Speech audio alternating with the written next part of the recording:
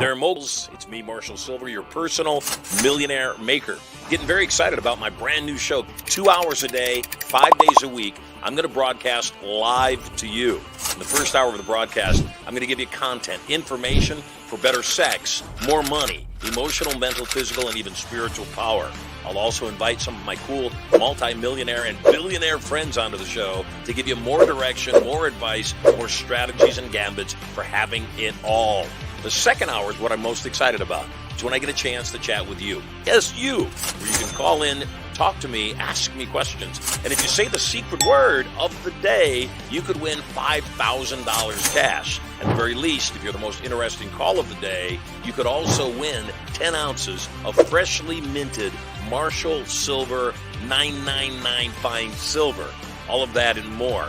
Brand new Mercedes-Benz sedan or SUV up for grabs. My personal Rolls-Royce Phantom up for grabs. All the knowledge to get everything you want and so much more. All you got to do is log in to the show to get information about its release coming up. 2 hours a day, 5 days a week, coming to you live from the bunker right here at Studio Money.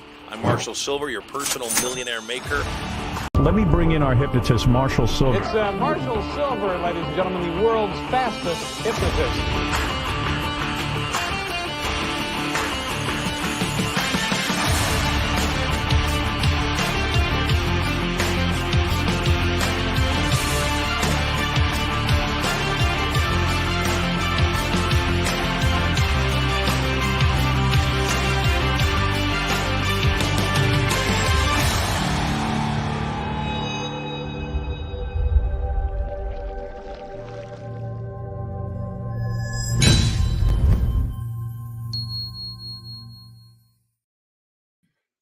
Kaboom! Oh, yeah, baby. Welcome home. So glad to have you with me.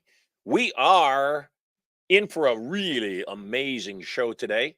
And this is a gentleman I have been wanting to get on our show for quite a long time. In fact, pretty much since inception.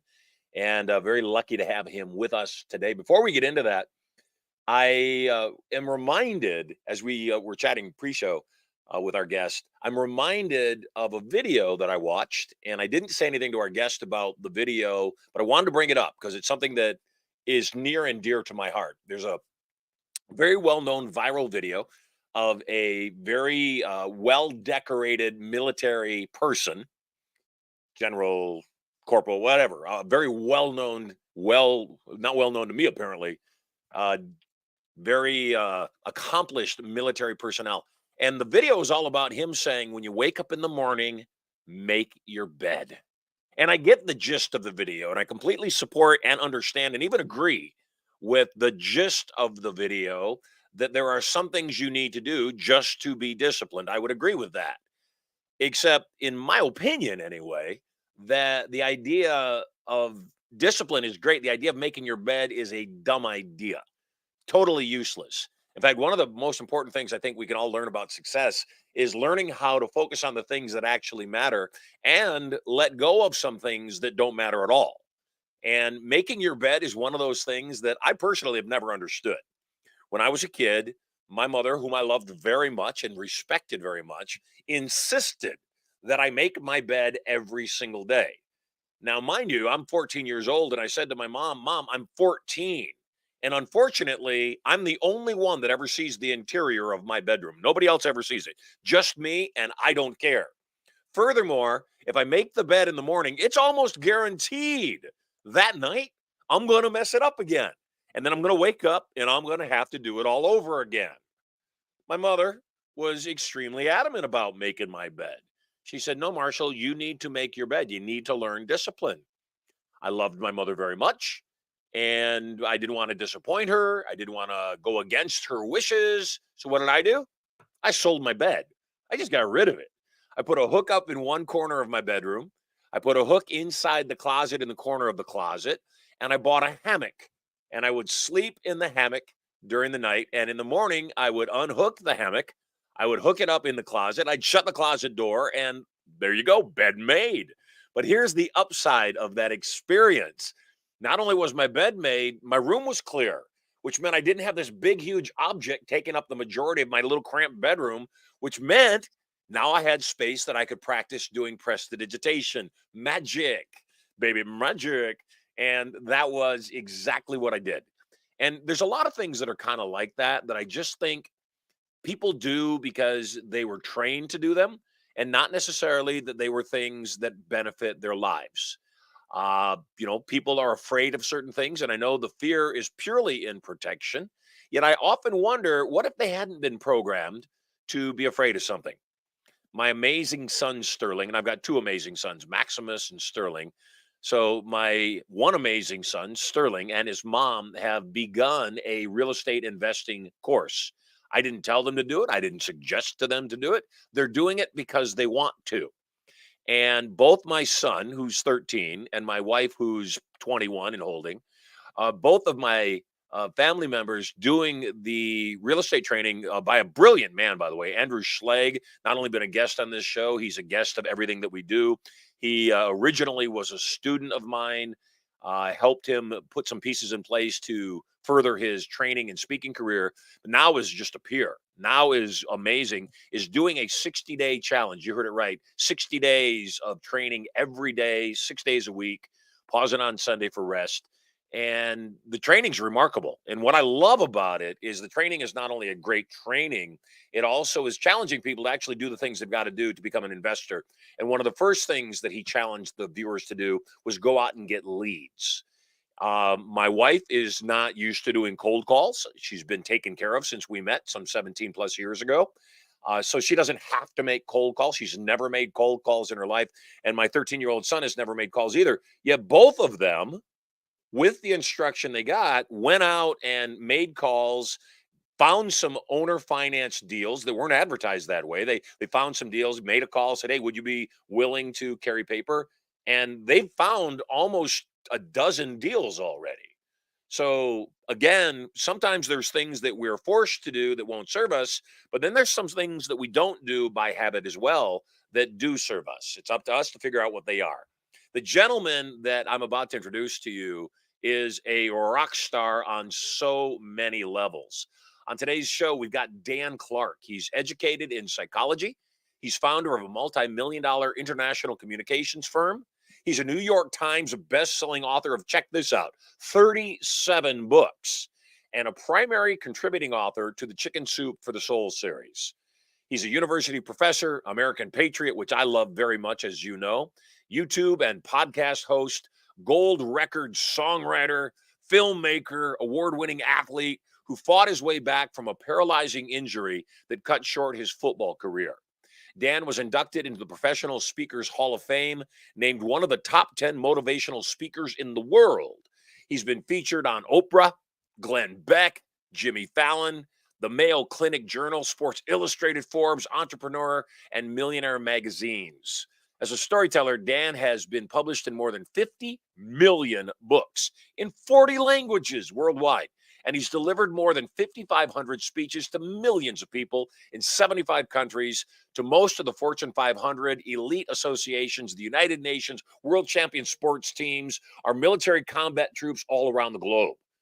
Dan was also named an outstanding young man in America, has received America's 3 highest civilian awards from the President of the United States and the Secretary of the Air Force.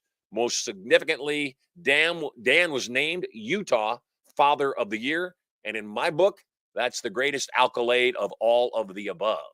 With a nice big Marshall Sylver Live welcome, please welcome my new friend, Dan Clark. Thanks. Welcome, Dan. Thanks, Marshall. I felt like I was at my own funeral. That was beautiful. Well, you know what? It shoe fits, brother. You wear it. And yeah, that was the most in-depth and frankly large introduction I've ever done.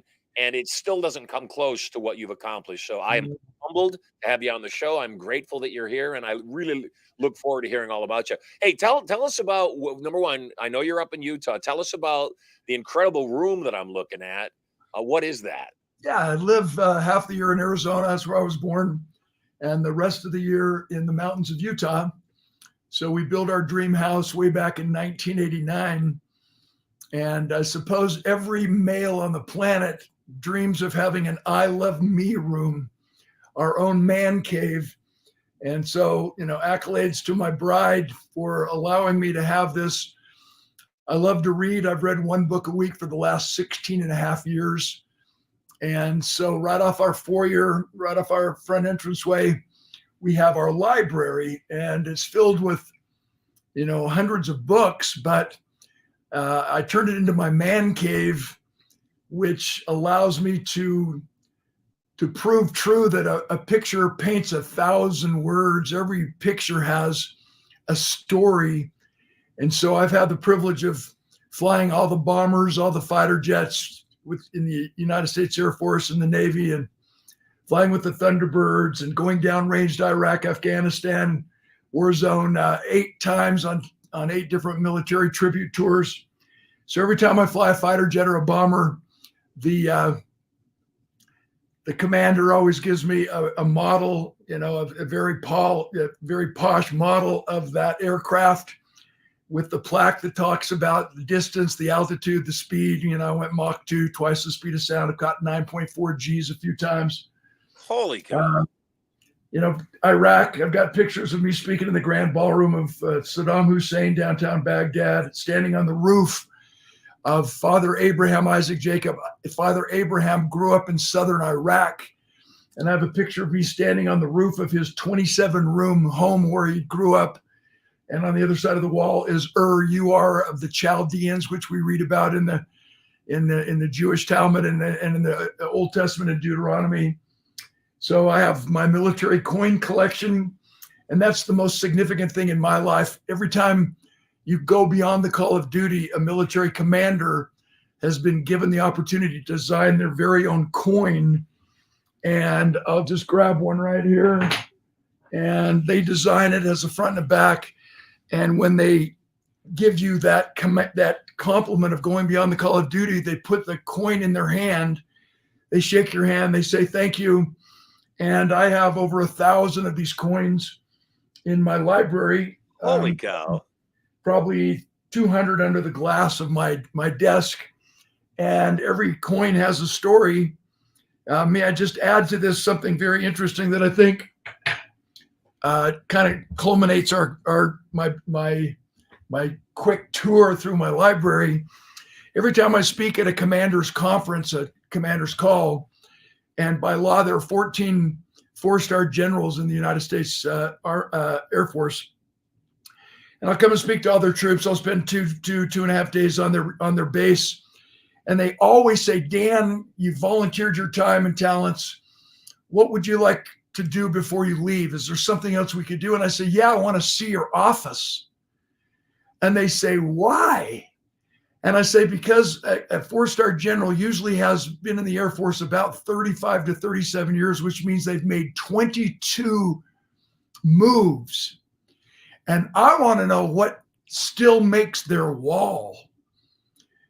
What, with limited space, what is the sacred photograph, the object, the model airplane that immediately triggers this amazing memory that fires us up to make sure today is better than it was yesterday? And those conversations are beautiful. And that's why my library matters, because downstairs in our dance room of my recording studio, I have my wall of fame and pictures with so many celebrities, so many presidents and sheikhs. But I have drawers full of photos that mean nothing because they didn't make my wall. Those individuals did not stir my soul. They did not rewire my brain and help me become a millionaire, which is what you're so bloomin' famous for, Marshall. So enough about me. I want to interview you for the rest of the time so I can leave and make some more money. I would certainly like to help you make more money. That I very much enjoy doing. And I tip my hat to you, obviously, for your service to the country and clearly going above and beyond in every way. I think that it doesn't matter what people do, their truth selves show up. And, if you're a person that goes above and beyond in the military, clearly by your introduction, you're a person that goes above and beyond in every area of your life. I'd like to think that, I was at one point in my life, I was going to join the military. I was 18 years old and I was lost, and I had an idea of what I wanted to do, but it required some money to get it done. and I didn't have any money. And so I went to my father, who I never had a very good relationship with. And I said, Dad, I need this amount of money. And it wasn't even that much. It was like $1,000, which was, I mean, I say not that much. Then it was a decent amount of money, but not that much relative to lives. And my father said, I said, either I need the money or I'm going to join the military. And he said, I'll see you in 4 years. And Wow. then my sister, my beautiful sister Eileen, when she found out that I needed the money, without even asking, she loaned me the money. And the beautiful part is, not only did she loan me the money, she didn't ask for it back for like 15 years. And then Wow. one day we were sitting there after I'd made millions and millions of dollars, and she said, "Do you remember when you were 18 and you borrowed the $1,000 from me?" I said, "Yeah, of course. Thank you so much." She said, "Well, I hate to ask, but you never paid me back." And Oh, I went, that's "Oh funny. my gosh, you're right." But again, it's that thing that people flourish, that are planning on flourishing no matter what they do. I'm guessing pretty much everything you've done clearly has been extremely well done, because you just don't do anything halfway. So let's talk about that. Let's talk about what personality traits do you think go into a person of excellence, and what are some of the things that people want to focus on to make themselves better people? Yeah, and I want to tie it into your preamble to this particular live Yeah, podcast. let's talk about making the bed, Yeah, necessary we or talked about unnecessary. Admiral. He's a Navy SEAL, very well respected, highly decorated. Admiral McCraven is his name. And the powerful part about his speech, he was a University of Texas grad, and he was speaking at their commencement. But what he did is he dissected 10 things he learned from the military. And his segue was, if you want to change the world, make your bed. If you want to change the world, blah, blah, blah. So his hook was powerful. But I agree with you. I've interviewed so many Olympians. I was on the Olympic committee back in the 2002 Winter Games, carried the torch. What an honor. And every Olympian is disciplined and motivated, but only 3 medal. Only one wins the gold, one wins the silver, and one wins the bronze. There's a difference between every thoroughbred racehorse that is qualified as a champion to run in the Kentucky Derby, but still only one wins the roses. And if we polled your viewing audience of who the second place horses were for the last 10 years in the Kentucky Derby or in the Indianapolis 500, the second place car or whatever, we can't list them. I can't tell you who the second runner-up was in the Miss America pageant, and I don't think anyone else can. So my answer is, there's got to be a differentiating factor that's an intangible that is probably hard to measure. And because I bragged on my man cave, I've never been in the military, and yet I've flown all the fighter jets, all the bombers, been up into space, 5 hours looking at the breathtaking curvature of the earth, gazing at the endless blackness of Oh, the. whoa, pause. The Earth's round? Oh my gosh, let's get those flat earthers on your show, baby. And I laugh. I listen for 30 minutes while they give me all these antiquated formulas and algorithms and mathematical equations. And then they say, what do you think? And I'm like, I have videos. I have photos. It's round. Trust me. But anyway. Well, and what you want to hear something really funny? Yeah. I have another one of my guests on this show is a dear friend. He's also been a student of mine. His name's Steven Rosenberg, and he has flown for United, I think, for 20 plus years, maybe even a little longer. And I was on the show with him, and I asked him that. I said, what do you think? Is the world round or flat? He said, of course it's round. And I said, I figured you're a pilot. You would know. He said, Marshall, I'm going to tell you something, and it's going to shock you. I said, what's that? He said, probably 5% of the pilots I fly with think the world's flat. I said, you got to be kidding me. He said, I wish I was. He said, I look at them and it blows my brain. He said, but there's no arguing with them, because they'll come up with every reason to believe that it's flat when, it's round, and that it's just a weird thing, the way we fly and this and that.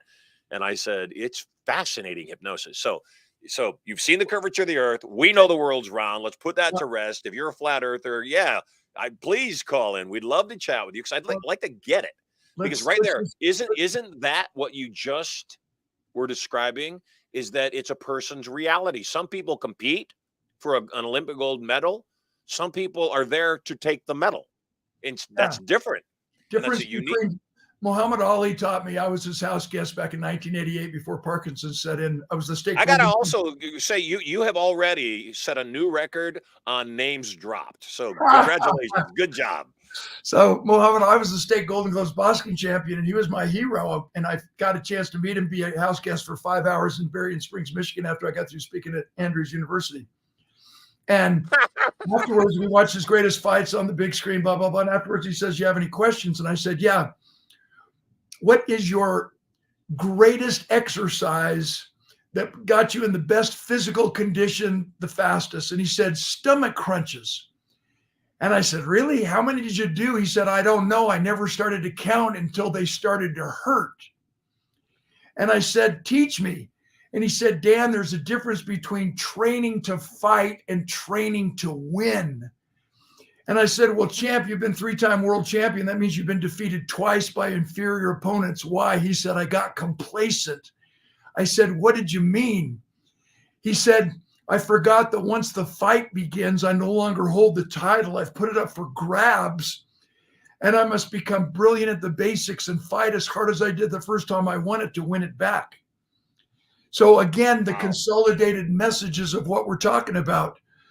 We went on down a rabbit hole about flat Earth, but a dear friend of mine, General Ken Cruiser Wilsbach, he was the commander of the Northern Command in Alaska, and then he was over at the Pacific Air Force in Hawaii at Hickam, and now he's at Langley Air Force Base over Air Combat Command. Dear friend, we're in Alaska, and he gives me the mission brief, and I said, So what's going on with North Korea and Russia? And he said, most people look at the Earth as on a flat map. He said, but when you look at it as a globe, as the round Earth that it really is, we're only 2 hours from turning North Korea into a parking lot. We don't have to worry about that, dude. Russia is so incompetent. We're only 2 hours or less from them because they kind of butt up next to Alaska on a global map, on a round circular Earth. So from a perspective of how close we are to the neighbors and that the world really is our oyster, internet marketing from space, I realize we're literal brothers and sisters in the family of humanity. Let's get along. But there's no reason why we can't sell to someone from our home, no matter where we are, if we come up with the right product and service. Back to your original question, I think one of the qualities that the ultimate successful people understand is service before self. So I've never been in the military, but I've given over 350 free speeches to the military. That's how I serve my country. And eventually the commanders know what my speaker's fee is. And they'll say, Dan, you've given and given. What can we do for you? I said, I want to fly an F-18. They say, okay. And I'm like, really? So if you've seen the movie Top Gun Maverick more than 7 times like me, I've done everything that F-18 did in the movie. And I had the time of my life. When I landed, the journalist, as I'm climbing out of the cockpit, she says, so did you pop your cookies? I said, I think I ejected a box of Milk Duds I'd eaten at a movie when I was 9. I said, I was upside down so long, I think I'm the only human being who's ever thrown down. What an experience, but I've flown all that, F-16s, F-4s, F-18, the whole deal, Thunderbird did the whole air show. And the message, though, is when I climbed out of the cockpit and talked to my commander, I said, how did we fly this magnificent, state-of-the-art, high-tech flying machine? He said, by feel. I said, what do you mean? He said, you become the plane. I said, what do you mean? He said, when you climbed up the ladder and slid into the cockpit, did you strap into the F-18 or did you strap the F-18 onto you? We don't take our lives supersonic. We don't go to the next level with the left brain cognitive psychobabbling neurotechnical educational side. We go supersonic and take ourselves to the next level, the highest level possible, personally and professionally, with the right brain touchy-feely, emotional, laughing, crying, storytelling side. All the information in the world is going to make a person successful. We don't learn to know, we learn to do. Knowledge is power, but it has no heart. It's like the guy who has 3 PhDs, one in philosophy, one in psychology, one in sociology. He doesn't have a job, but at least he can explain why. Bottom line, reason leads to conclusions, but it is emotion that leads to action. So that was a long answer to your simple question, but we've got to figure out a way to trigger in our own minds and in our own hearts so that our why is bigger than our why not. So we're willing to do those stomach crunches, metaphorically speaking, whatever it takes to put in the sacrifice, the work ethic when no one's around. It's our true nature. We're not fooling anyone. And that's what allows us to believe the difference and understand the difference between training to fight and training to win. And relentlessly, with tenacity, never giving up until we actually turn that dream into a reality. You know how to do that scientifically and by rewiring the brain and with all the neuroscience that you're an expert in as a hypnotist, as a moneymaker. But in the reality of this, what impresses me the most about you, Marshall, is that you don't just practice what you preach only what you practice. You epitomize Edgar Guest's poem, I'd rather see a sermon preached than hear one any day. I'd rather you would walk with me than merely point the way. So you're not just telling us how to do it, you're showing us how to do it. And that's why it's an honor for me to meet you and be on your show and plan ways to hang out in Carlsbad and Vegas, because I am a visual learner. I was an alpine ski racing champion for 3 years. And I could not have someone tell me how to ski, tell me about the apex of the turn and to start with early preparation to come in. I've raced at Nürburgring and at Daytona, and I've won. And you got to learn by doing it, not by having someone tell you how to do it. And that's what's so beautiful about you, your podcast, your live shows, everything about you, bro. You know, you just talked about what I believe is the basic of why people succeed at times and other people do not. And it's on the cover of my first book, Passion, Profit, and Power. And it's the phrase, it's not enough to learn. We've got to become someone new. You know, as a speaker, you and I think, are different. I don't know for sure.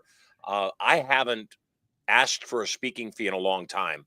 And the reason I don't ask for a speaking fee is, fortunately, for me at least, somebody asked me to speak for free at one point. Like in 2000, a man named Ron LeGrand, one of the top real estate trainers in the country, he called me up on the phone and he said, Marshall, I heard that you are a good hypnotist. And I said, you heard wrong.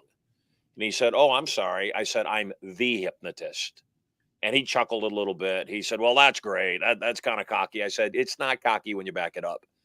And he said, he laughed again. He said, well, how much would you charge me to come do a show at my conference in Atlanta? And I said, I'm in Vegas. I'd charge you $25,000 plus 2 first-class airline tickets, ground transportation, lodging, and expenses. And he said, oh, my God, is that the best you can do? What if I let you come in the next day and speak? I said, well, I'd let you pay me another $25,000. And he said, no, you don't understand. What if I let you speak and then sell something and then keep all the money from anything you sold? And I believe you should take a bad gig until a good gig comes along. If you're not working, take whatever you can get right now. Just stay active. And so I took the gig and did the show. He paid for the airline, paid for the hotel. I did the show. Everybody loved the show, of course. Came back the next day, and there's 1,000 people in the room that had paid $1,000 a piece to be there with him for 3 days. So he's got $1 million worth of people in this room. I have never done this before, so I just take a shot at it. I offer up a $500 training program with me, and 800 people leap out of their seats, race back to the back. I make $400,000 in 90 minutes. My entire life changed. And so for me, you know, it doesn't matter how much they like me. That's not what I'm there to do. I'm not there to be liked. I'm there to produce a result. And I believe that people vote with their wallets and they commit with their wallets. And I think that you, and maybe me too, but you for sure, are a rare breed. And that, again, It was never. I have speakers that do what I do that get on stage and their sales are bad, and they get off stage and they say, "Oh, the audience sucked. The audience was bad." And I always say the audience is always the same. They're the given. Your job is to figure out how to work that audience. So I'm guessing you feel the same way about a plane. You never got out of a plane and went, "Oh, that damn piece of equipment," because you know that your job is to deal with whatever emerges. You don't have a choice. You had a bad marriage and it went south and you got divorced. Okay, so what now? What? You had the most amazing job. You loved it. You got paid a lot of money. And then they fired you. Okay, I've never been fired from a job I wasn't ready to quit. But so many people, and I think the key of everything you just described, whether it was Muhammad Ali, and I love that, by the way, I love the idea that he says the moment I stepped into the ring, I gave the award up. I gave the title up. I have to get the title back. It's like I'm the other person now, which he was. But I think so few people understand that, and they step into the ring arrogant. I'm the belt holder. I'm the title holder here. You got to beat me. No, you still got to beat them. You know, and you and I, we chatted before we started the broadcast. You're level 68. I'm level 62. And I know for me, that's all I think about these days is legacy. That's all I really think about is, will I be remembered even 2 generations from now? Will my grandchildren that I'll probably never meet because my kids are young, my great grandchildren, I'm going to meet my grandchildren. Will my great grandchildren even know me? Will they know anything about me? Will they care? Will anybody in that time even talk about me? And I don't really care so much that they talk about me. It's important to me that they talk about something that I provided to the world. It's really important to me that they say, yeah, the whole reason that we have entrepreneurial knowledge in high school now is Marshall Sylver was a champion of it and poured hundreds of millions of dollars into the concept that kids aren't learning what they need to learn to survive in school anymore. And, so that whole idea of who do I need to be to produce the result that I'm looking for is everything. Maslow would have called you, obviously, clearly, and I know you know this because you're a psychologist, he would have called you unconsciously competent. He would have called you, there are some people that have to learn certain things, but there are other people that, and I know you're this guy, that know that they know. Edison was one of those people. Tesla was certainly one of those people. I believe Jobs was one of those people.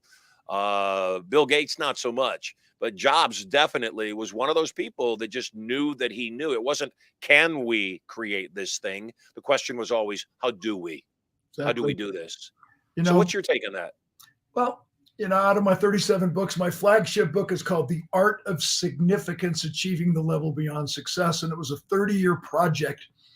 So Penguin Random House, they published it. And when I was back with Adrian Zackheim, the world's most probably powerful and well-known publisher, he said, Dan, how do you know there's not 9, the 12 highest universal laws? How do you know there's not 9? How do you know there's not 21? And I said, I've been working on this and studying it, cross-referencing it with psychology and philosophy and theology and everything you can imagine to make sure I honed in on the 12 highest universal laws.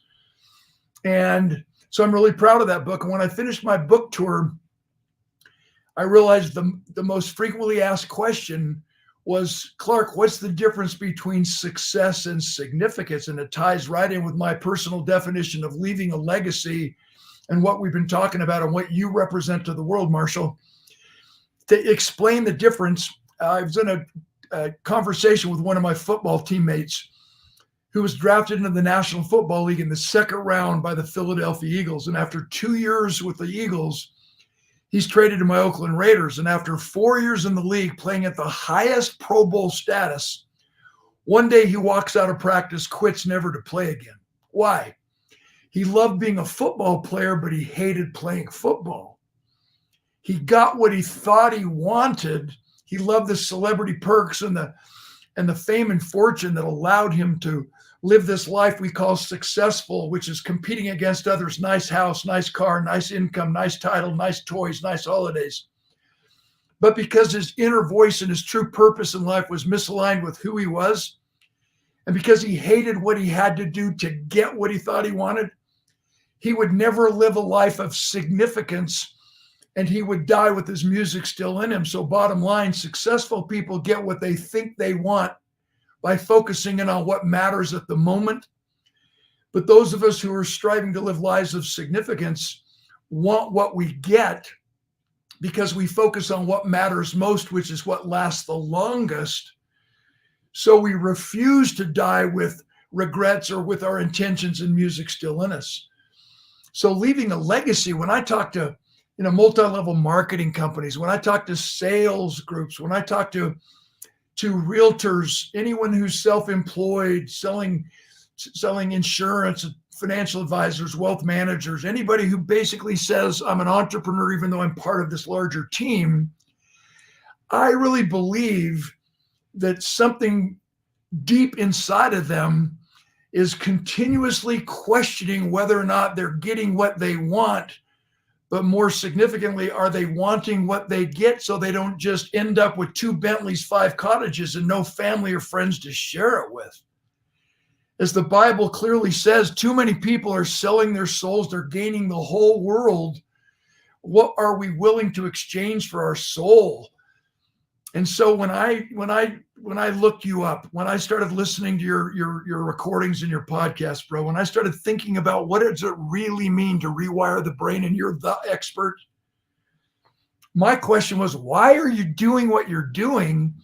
And the answer came so quickly, bro. It's because you're trying to help people want what they get so they don't die with their music inside them. You really are saying pause, stop. Even though you think you're successful competing against others, wait, time out. Are you really wanting what you're getting? And if not, it's not too late.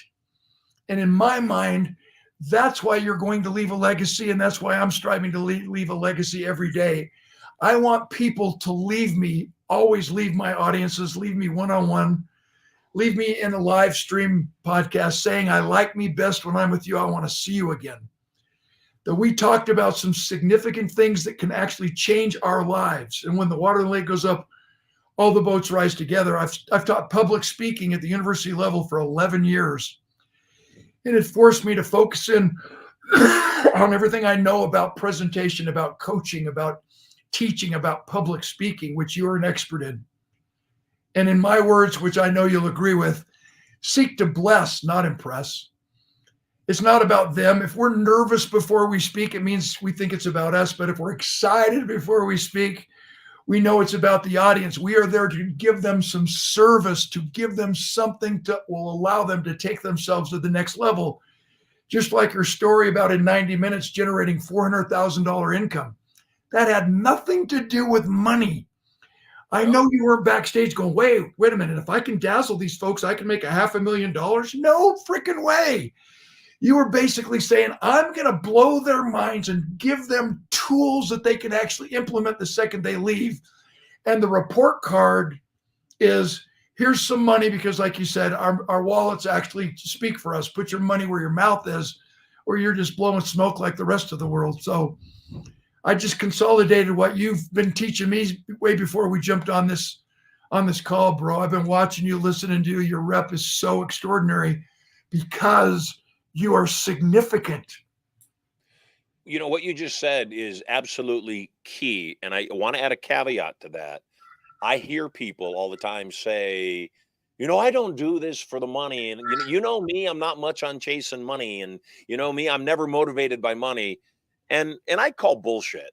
I say that's just not true. I said, the thing is, though, it's not mutually exclusive. I love making money. I'm in business to make money. That's the point of business. Otherwise, I'm running a charity or I have a hobby. The point is to make money. And if that's not part of the equation, then again, do charity or have a hobby. That's all good. And though, I know that making money is a byproduct as to the degree at which I serve people. That's the question.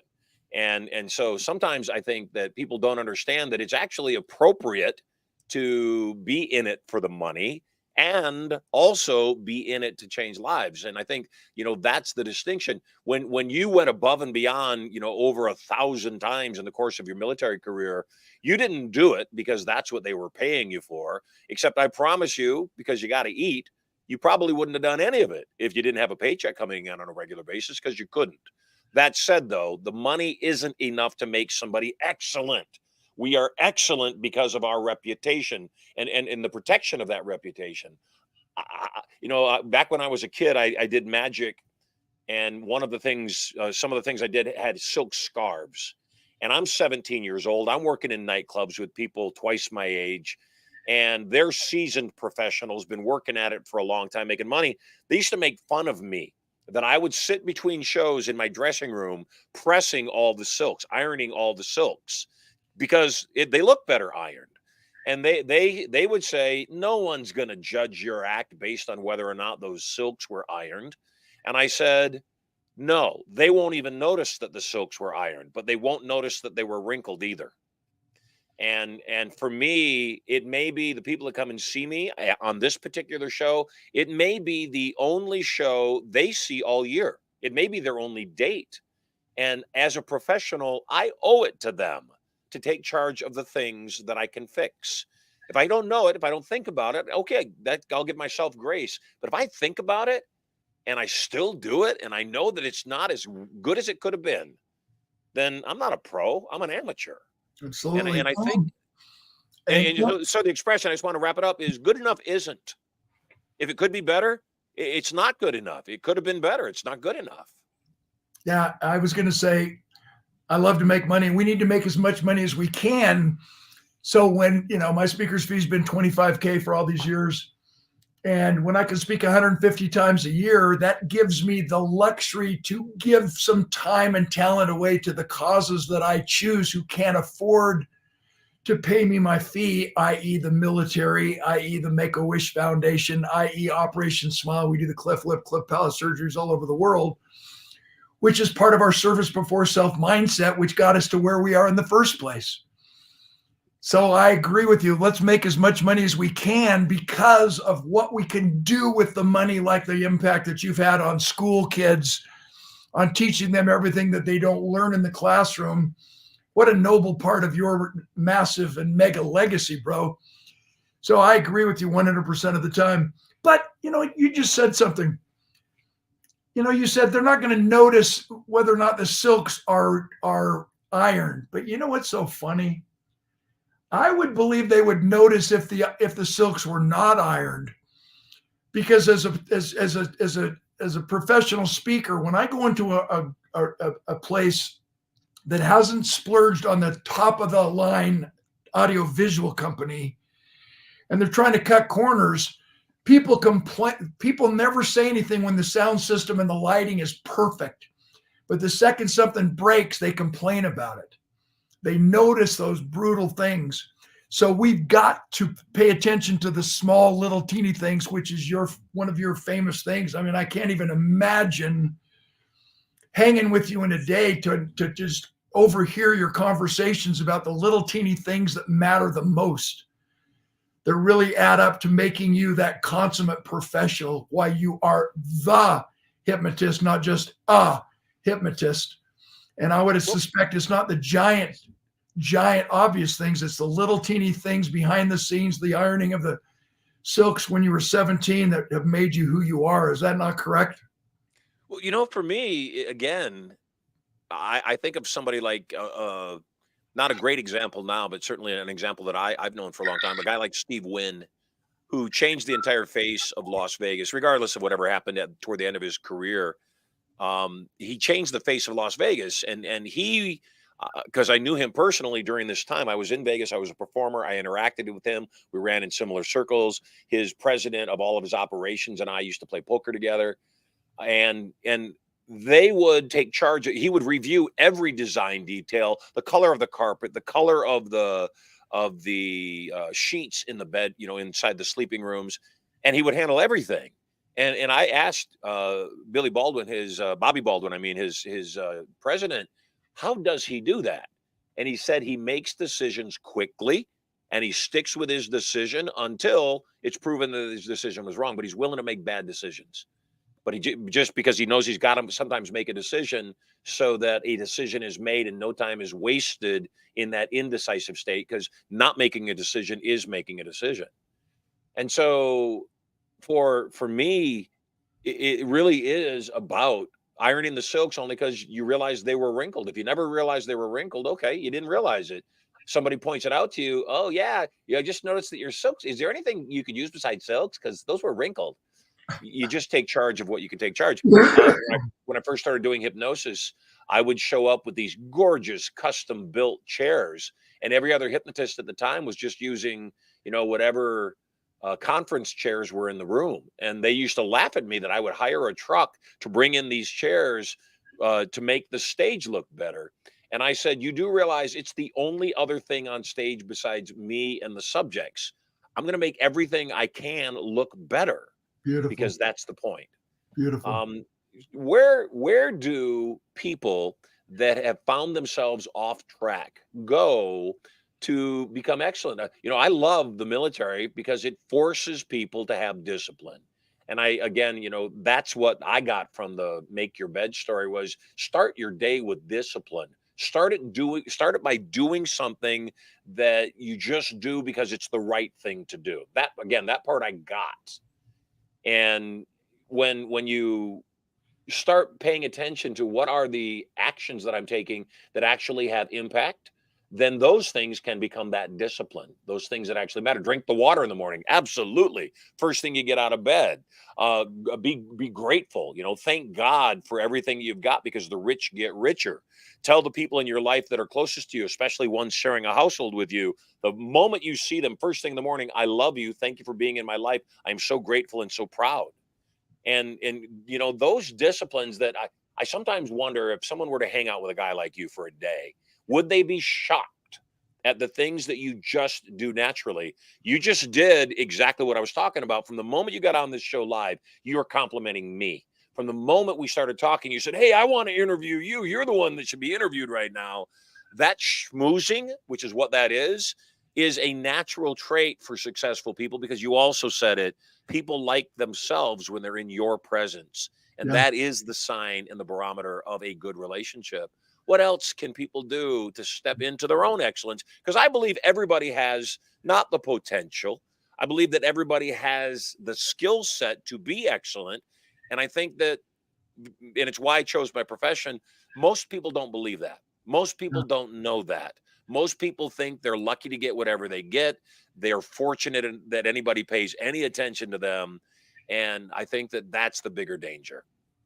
I agree. What can someone who thinks they're common do now, today, to move themselves toward excellence? With all due respect to the 500 shows I've been on, you're the best interviewer so far, bro. And I'm not blowing smoke up your skirt.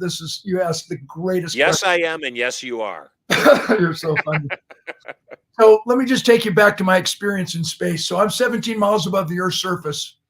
Boggling. And I teared up with an unobstructed view of the Earth. I teared up as an expert witness on the words of Einstein, who said, although the concept of a supreme being and master organizer is complex, we must embrace the mindset of a young child who walks into a large library and says, surely someone must have written all these books. So within minutes, I too agreed that we're more than mere mortal beings living on a small planet for a short season. And what I realized there is that in that 5-hour experience, in that environment, in that experience, it changed my life forever. How and why? It changed my perspective, which changes and controls everything that we believe and think and do.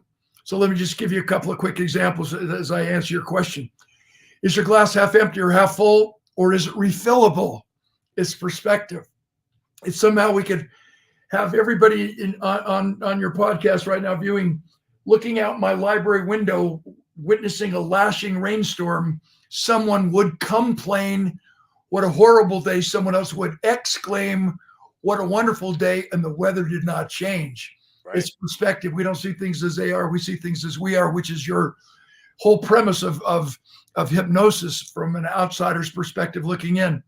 Absolutely. But when you change the perspective on words and you change how we define things, remember, fear and excitement are the exact same brain chemical. They're the exact same experience internally, but how we define them and what we call them determines whether or not they stifle our performance or accelerate and improve our performance. So when we use the word discipline, that turns off most people. And what my righteous routine is, my holy habits, I call them in the morning. I don't have to be disciplined. My why is bigger than what my why not. So dear friend Gary Brecka, he taught the world, if you're selfish in the morning, you can be selfless for the rest of the day. So without flattering myself, and I know you've had this question asked to you because you're way more accomplished than me. Clark, how have you written 37 books? How are you a gold record songwriter? How do you do all this? How do you speak 150 times a year? How do you keep your marriage intact? I'm like, you know what? It's not that complicated. What you have to understand is that when James Clear came out with his powerful book, Atomic Habits, he illuminated and reminded the world that we can improve our overall performance if we just improve and increase ourselves 1% at a time. Well, in the concept and perspective of time, there are 1,440 minutes in every day. 1% of that is 15 minutes. What could you accomplish if you're willing to wake up 15 minutes earlier than you normally do on a daily basis to spend 15 minutes in spiritual meditative thought? 15 minutes longer or 15 minutes only in the gym, pushing yourself. Going out in the community as a lead generator through service before self, spending time with anyone. What are you willing to do? During COVID, I learned how to speak French. Bonjour, comment ça va? Je suis très content d'être ici. Je ne parle pas français. Je suis américain un petit peu. What did we do while people just kind of, they say, oh, I can't do this. Look at the economy. Woe me. And I'm like, don't waste a good recession. Fire up. So here's what happens. When my alarm clock goes off at 5 a.m. every morning, no matter if I go to bed at 1 a.m. or not, or so I fly and have jet lag, 5 a.m., I know me. And if my feet do not hit my carpet in my master bedroom suite at 5:01 and head immediately to the gym, I've already started to save my money up for liposuction and a tummy tuck because exercise is countercultural. I don't think anyone should run if no one's chasing him. And I don't think anything should be moved if it doesn't have to be lifted. So I go to the gym and I've already planned on what podcast I'm going to listen to learn and educate myself while I'm pushing myself.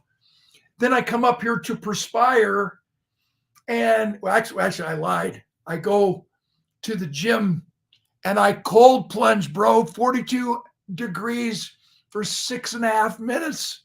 That's good.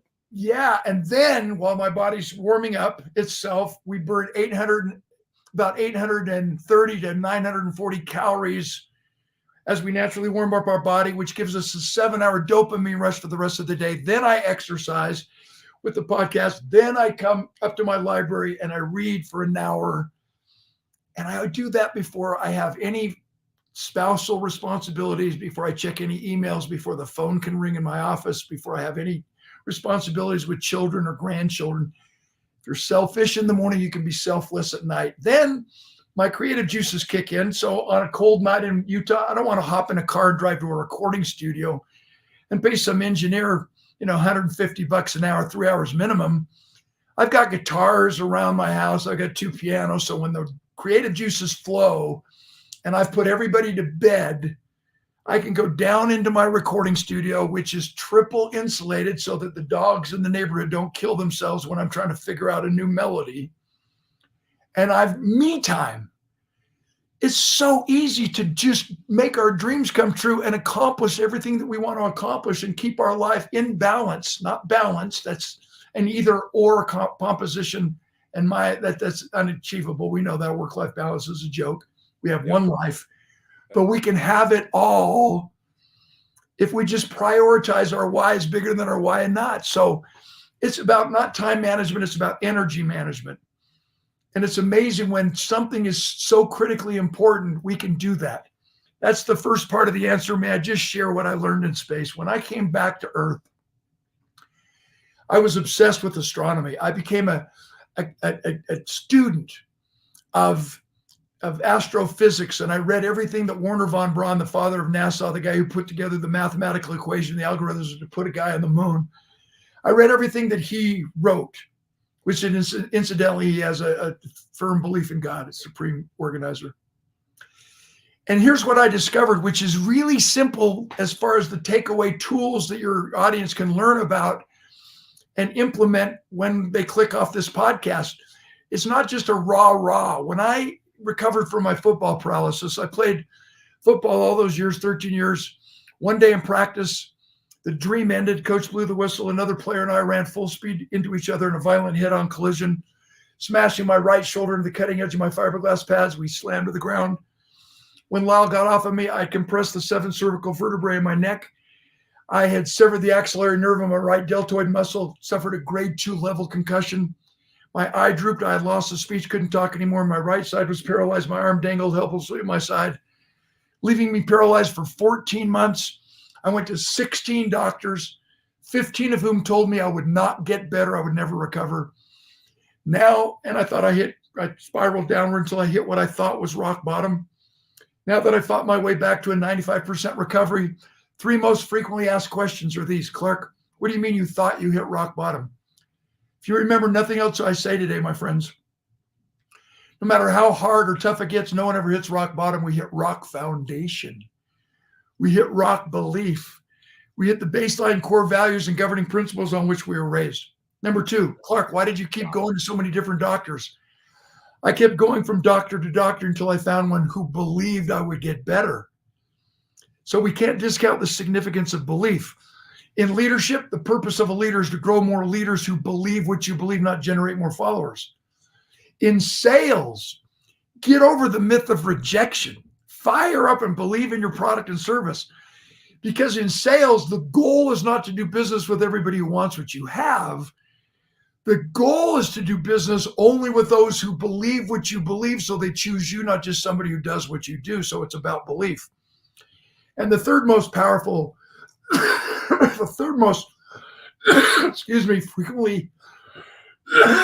frequently asked question sums up everything we're about. Clark, what took you so long to pivot? What took you so long to get better? What took you so long to change? Answer, I was asking the wrong questions. Which, by the way, that's the wrong question, isn't it? Yeah, that's funny. I was asking the doctors how to get better when I should have been asking myself why. And once we answer why, figuring out the how to becomes clear and simple. So physiologically proven, when we only focus on the what and the how, we only engage the head, the brain. But when we add to that a passionate why and a compelling want, our reason, our why is bigger than our why not. It connects the head with the heart. Our blood pumps more rapidly, our brains fire, and our muscles magnify, which maximizes our performance. That's the intriguing part about why I'm yearning to spend time with you from behind the scenes so you can explain to me the art and science of hypnosis. Because I know for a fact that I got better because of what you know, even though I didn't specifically work with an expert like you. But what you teach the world and what you're famous for, even in the questions you ask in a podcast, you always seem to get us to the under the covers answer that you're looking for by asking the right question. So what I learned in space, organized by a set of laws, when we obey a law, we reap a reward. When we disobey, we suffer a specific consequence. Supreme being, I call him God. To test our obedience, he gave us free will agency, so we always have a choice. And to ensure that we always had a free will choice, God gave us an opposition in all things. You got to have darkness to appreciate the light. You have to have sickness to appreciate health. You have to have justice to appreciate mercy. You have to have death to appreciate the sanctity of life.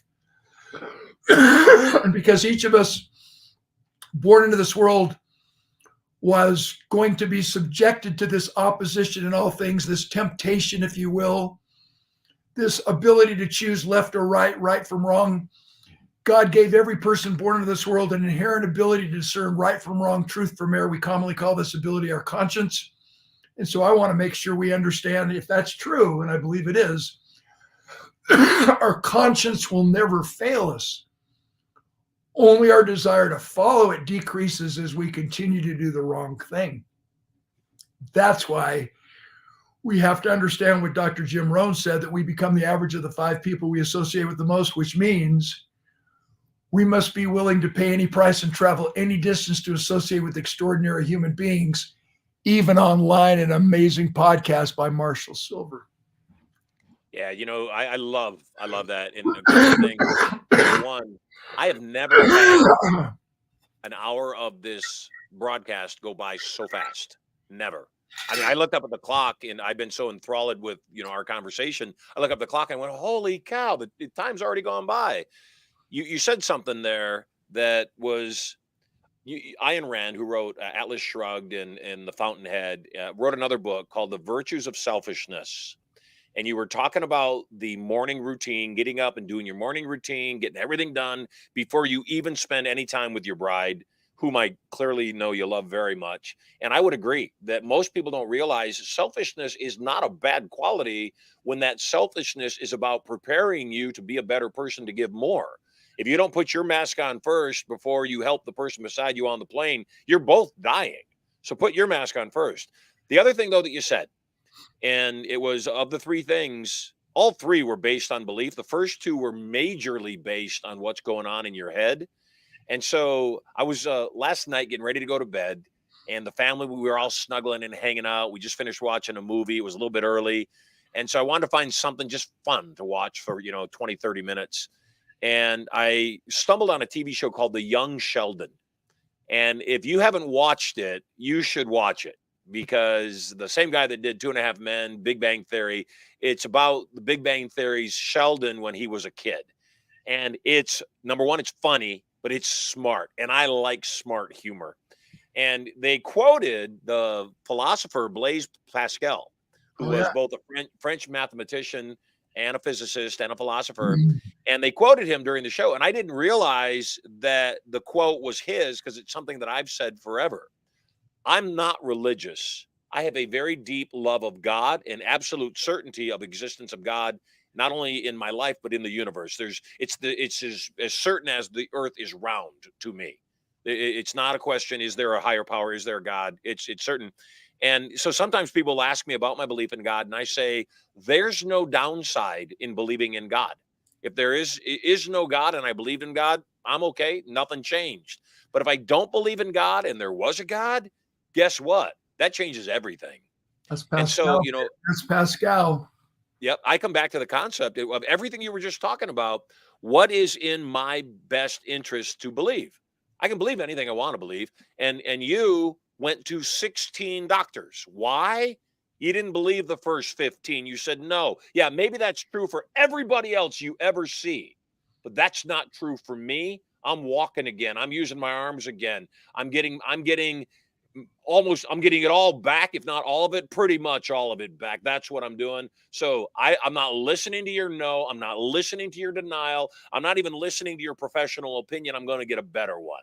You got it. And I think about how many times growing up dirt poor with massive aspirations to take care of my family, my mother, whom I loved very much, how many people told me, you get your head out of the clouds, Marshall. You got pie in the sky dreams, and that kind of money is not for ordinary people like us. You should learn to be happy with what you've got. Yep. And how many of those people I just looked at like they were fucking idiots, because they were, and that I was not going to drop into their reality. I was not going to believe what they believed. And I'm glad that I didn't. I'm grateful to God that he put people in my path that thought like I knew we could think, that believed things that I knew were unbelievable to everybody else, but yet were certain to us. You are amazing. I have a gift for you. I just give you one caveat. Yes. Like you, I've tried to figure it out. Religion is for those who are afraid to go to hell. Spirituality is for those of us who have already been there, bro. Let's stop. Yes. Wow. I love that. Spiritual being. I love you, man. I honor you. I love you, and the feeling's very mutual. Two things I want to honor you with. Number one, you are invited to be a guest at my Turning Point, my foundational program, anytime. I think that if you do want to learn more about the mind and how we program ourselves to make money, yeah, that's the easy thing. The reason I focus on money is money cures a lot of things. The second thing, though, that I like about Turning Point is it is the foundational knowledge of every other piece of knowledge we have.